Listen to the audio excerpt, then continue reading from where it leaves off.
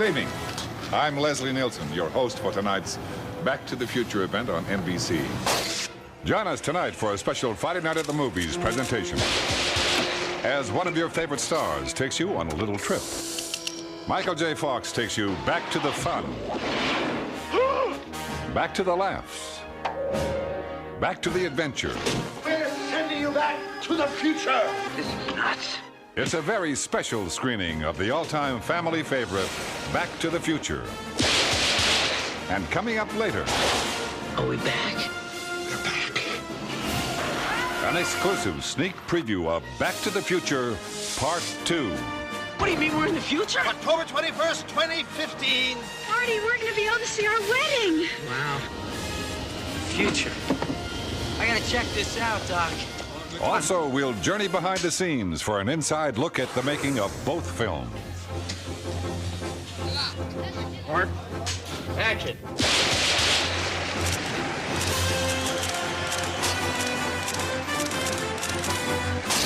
Now, you may be wondering why I'm here. After all, I'm not in the movie. I didn't have anything to do with making it. Well, the answer is quite simple. I'm here tonight as an aficionado of time travel. I've always been fascinated by the concept of traveling through time. So when they asked me to host this event, naturally, I was interested. And when I found out that I'd get a chance to drive this, well, here I am. So let's start the show. Back to the Future. The adventure begins.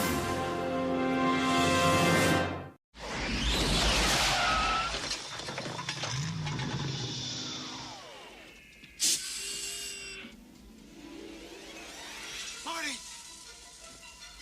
you've got to come back with me. Where? Back to the future.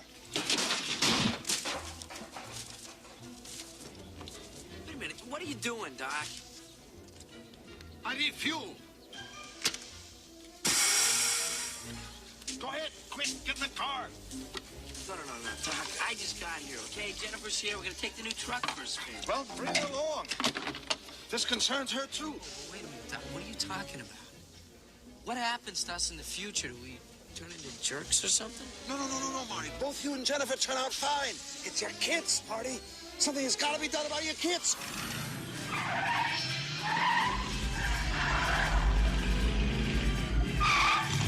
Hey, Doc, we better back up. We don't have enough road to get up to 88. Roads? Where we're going, we don't need roads.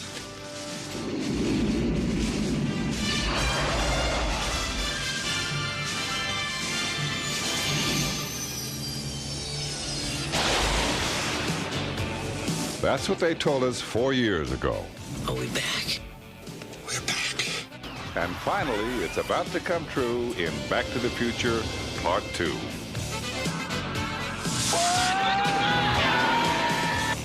Eat lead, slackers!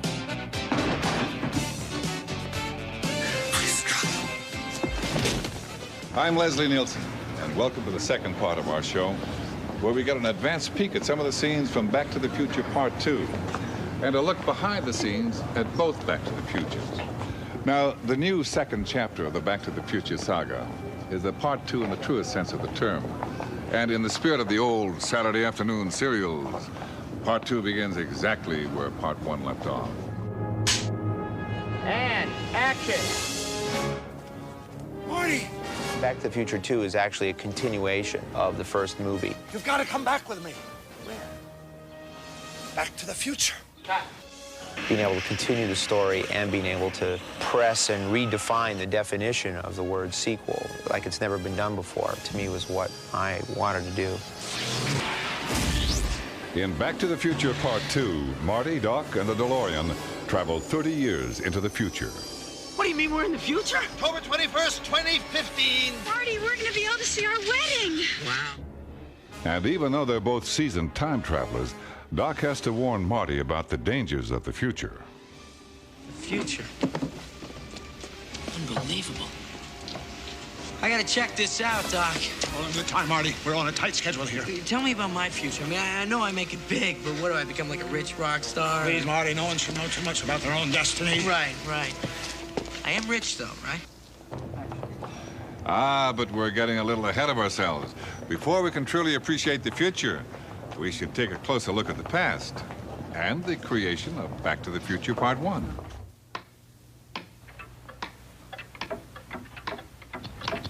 I hope they don't think it's a movie about clocks. Rolling. Quiet, please. Marker? This film was about time.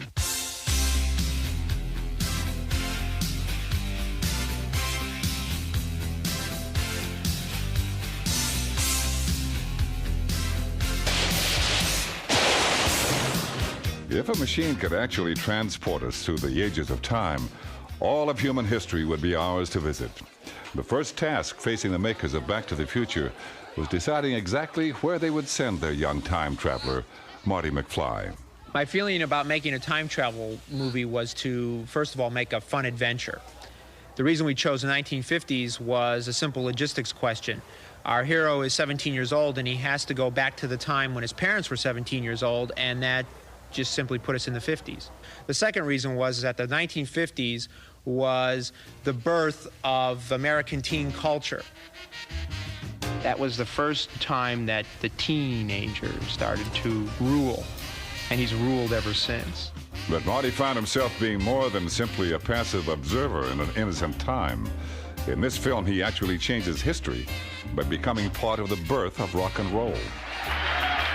Marty's at a dance in 1955, my character, and he's with the band, and he decides to kind of invent Johnny Be Good in front of all these kids who don't even know what rock and roll is. We got Brad Jeffries, who's a terrific choreographer, who put together this whole thing. He and I worked out this Chuck Berry thing.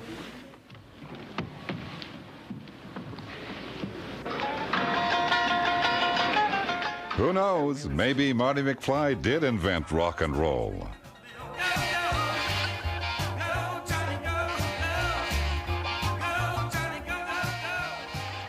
We figure that it's more fun to fool around with a time period which you're familiar with, which you know. And the 50s were great because we've all had the experience of looking through our parents' high school yearbook. There they are. There's mom, there's dad, but it's not. I mean, they don't look anything the same. They're skinny, they're beautiful. You say, no way. You're my mom. You're my mom.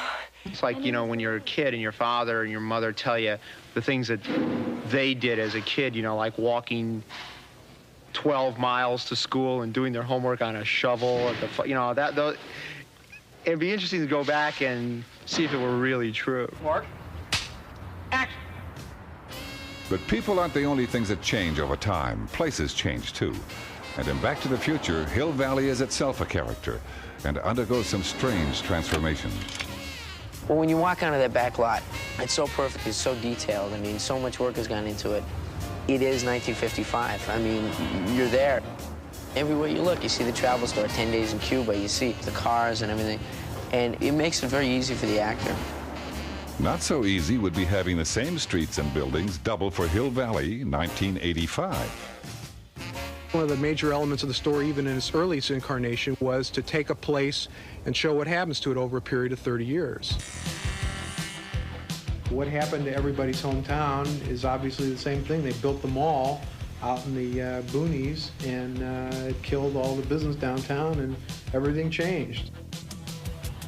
A real location was out because nobody was going to let us shut down their town to make it over into the 50s and then remake it over. So what we did was we used the Universal back lot, and we realized that the smart way to do it was to shoot all the 1950s stuff first, make the town look beautiful and pristine and wonderful for the 50s, and then just totally trash it down for the 1980s stuff, which is what we did.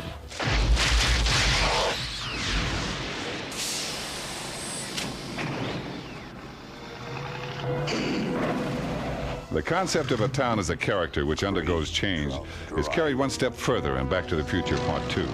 The filmmakers added the twist of an alternate version of the present, created when Marty inadvertently changes history during his time travels. Information about the future can be very powerful. If it falls into the wrong hands, it can affect the world. Welcome to Hill Valley! Hill Valley is Hell Valley. Biff owns everything. 1985? Can't be.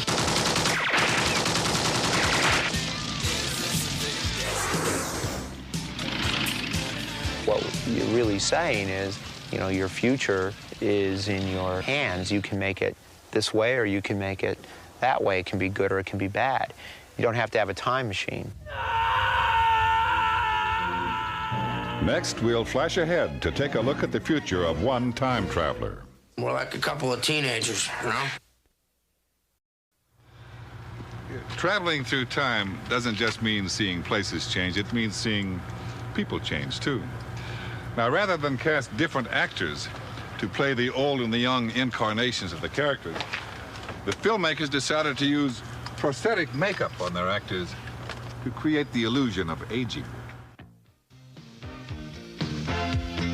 On the days that we have to be old, we have to go in real, early, and then they start laying this glue on our face, spirit gum, and putting on the pieces, and it takes hours and hours, and it smells bad.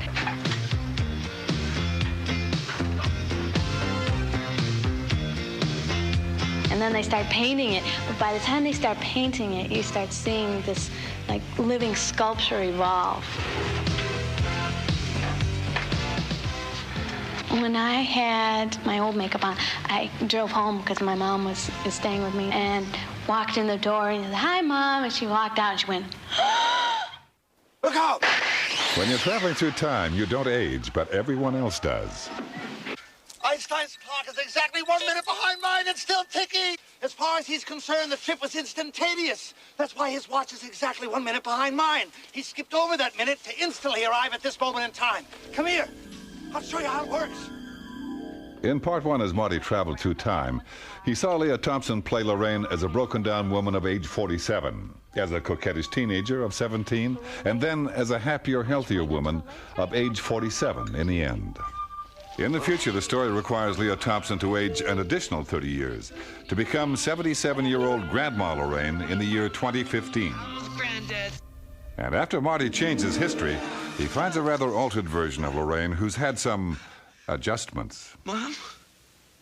Mom, that can't be you. Oh, yes, it's me, Marty. Are you all right? I'm fine. It's just that you're so big. Similarly, Thomas Wilson played Biff Tannen at age 18 and age 48. I'm sorry, Mr. McFly. I meant I was just starting on the second coat. In the future, Biff Tannen is still very much alive, a bitter old man of 78. What's that supposed to mean? Hello? Hello? Anybody home? But that's just the beginning. Later on, when old Biff travels in time, he actually ends up meeting himself as a teenager. As you'll see in this amazing scene starring Tom Wilson as old Biff and Tom Wilson as young Biff, one actor playing a scene with himself. Well, that's very nice. Thank you very much. Now, why don't you make like a tree and get out of here? It's leave, you idiot. Make like a tree and leave. You sound like a damn fool when you say it wrong. All right, then, leave! In the first movie, Michael J. Fox escaped the rigors of prosthetic makeup, but this time, he wasn't so lucky. He not only plays Marty at 17, but also Marty at 47, and his own daughter, Marlene. Mom, is that you? To bring these many characters to life, Fox would undergo lengthy makeup sessions. Prosthetic makeup can be fun and it can be hell. The process itself is pretty time-consuming, and it can get quite hot underneath the makeup. For old Marty, it was about 4 hours all told. No comment. No comment. That's not the most pleasant thing in the world, but I think that's all worth the fun that you have when you're actually in character. Now, as we've seen, when you have a time machine, some very interesting situations can arise. You can literally be in two places at once, as Marty discovered in part one, when he went back to the mall and witnessed an incident from the beginning of the film from a different point of view.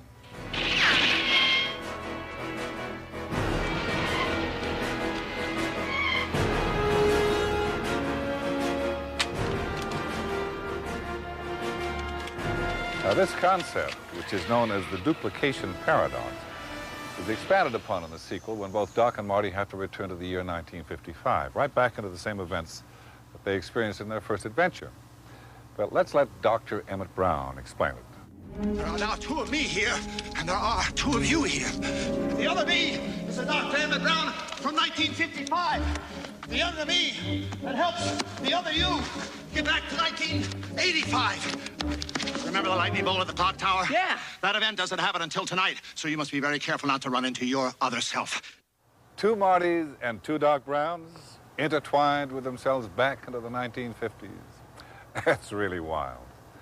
Now, in order to execute this fascinating concept, the filmmakers faced the enormous task of having to recreate the exact sets and the atmosphere they had originally created in the first movie. This way? This way? I think the other way. What we realized was that because of this time travel idea, that we could do something that had never been done in a sequel before. We could actually go back into the first movie, but from a different angle. So we re-witness scenes we've seen in the first movie, but seen them from a completely different perspective. You were in a real Elvis thing in the first movie, which I think is a good thing to do. And when you do those riffs, you kind of like are really leaning back and really like being more physical rather than real. Okay, great.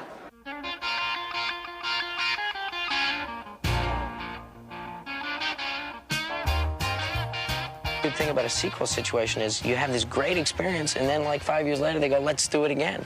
And it's similar enough that you're having all that like pleasure again, but it's just different enough that you feel like you're doing something new and something creative and something interesting. Marty has to go back and actually do some stuff behind himself playing Johnny B. Good. I was so jazzed just to be doing that. I mean, it was deja vu. I had been there before. You know, I had done exactly the same thing.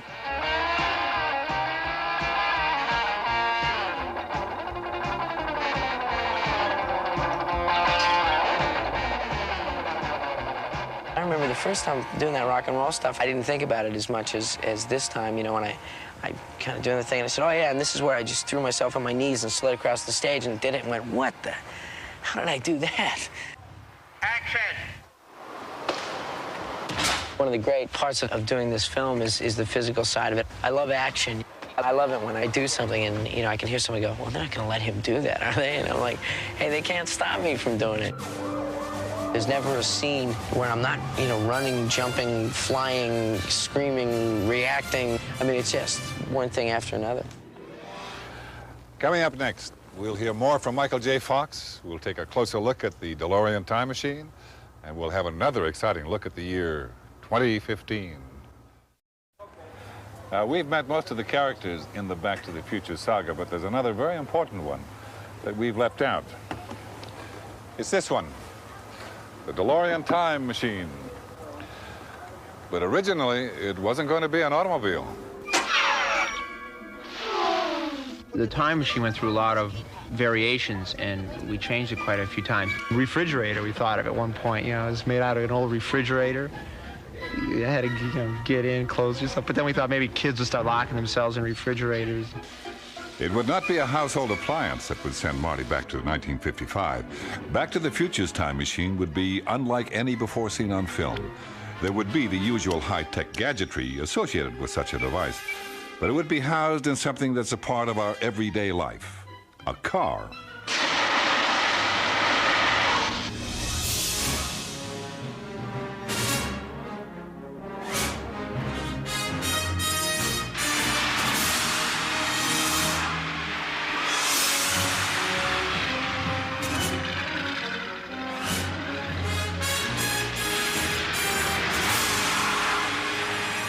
It became very apparent that if you in fact were to build a time machine, you'd be foolish not to make it mobile and to take it with you so that you could get back and not have to worry, because, you know, you never know. You know, traveling through time is a dangerous thing.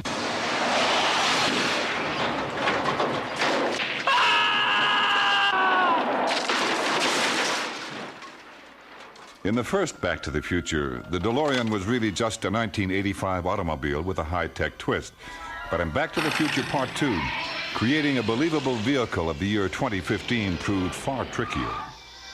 Hey, Doc, you better back up. We don't have enough road to get up to 88. Roads? Where we're going, we don't need roads. One element that we wanted to deal with in Back to the Future is something that always fascinated Bob and myself, which is the fact that people always tend to predict the future incorrectly. We went to the 1965 World's Fair, and they showed us all the stuff that we were supposed to have in the 80s, and we never got it. And it was even more ridiculous in the 1939 World's Fair when they showed the world of tomorrow, and they had flying cars. Where's flying cars? I mean, I waited my whole life to fly around in a flying car. We don't have them.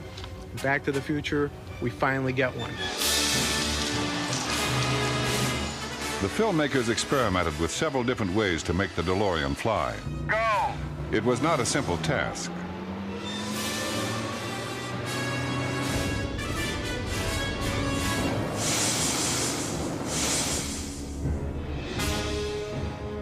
There was never any one single way of doing it. So the film is actually a combination of every type of technology, whether it was high-tech or low-tech, whether it was physical special effect or an optical special effect. Just about every type of special effect known to man was used.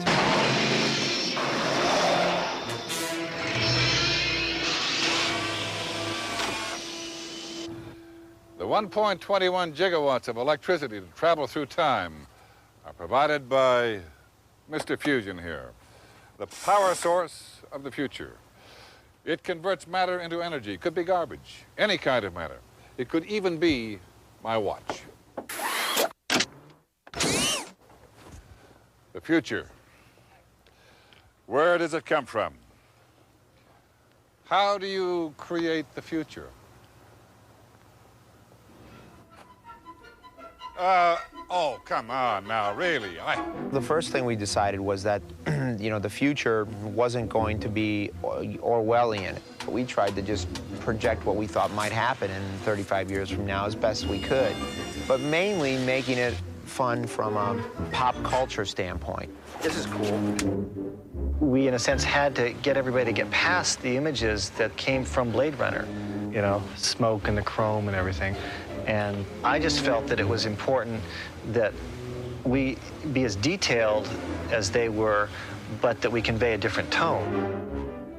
A team of futurists spent months designing the future of Hill Valley.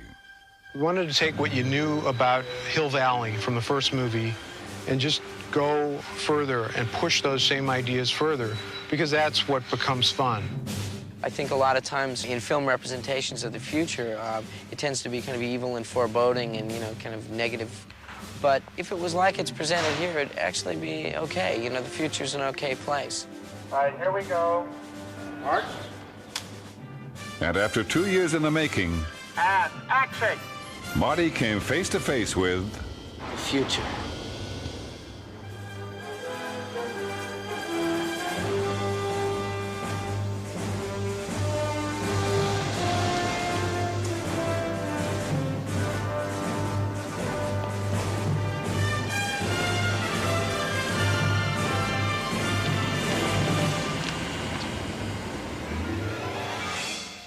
Now, this is a familiar building. This is the Essex Theater, where that Ronald Reagan classic, Cattle Queen of Montana, was playing in 1955. In 1985, the theater was definitely run down. But no, what is it now? It still looks like a theater. Nothing on the marquee. Well, let's find out exactly what it looks like in the year 2015.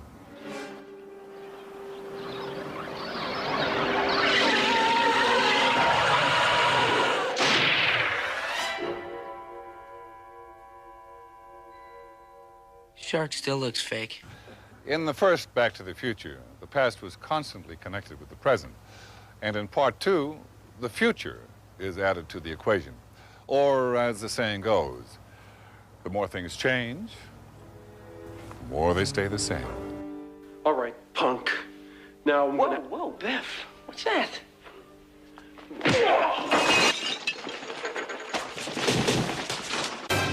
Whoa, kid, stop.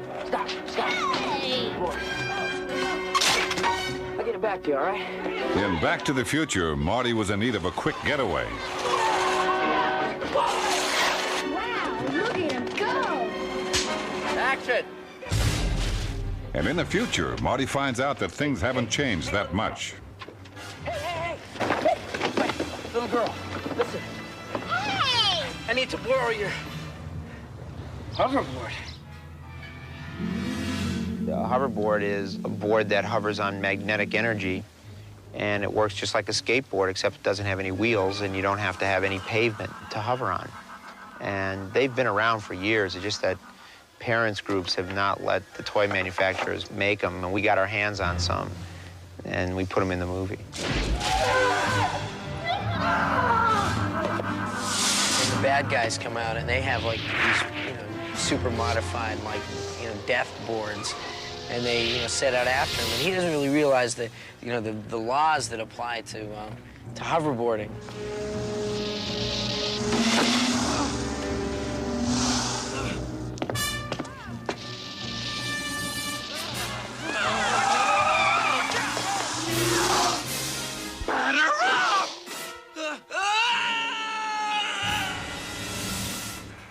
Hoverboards.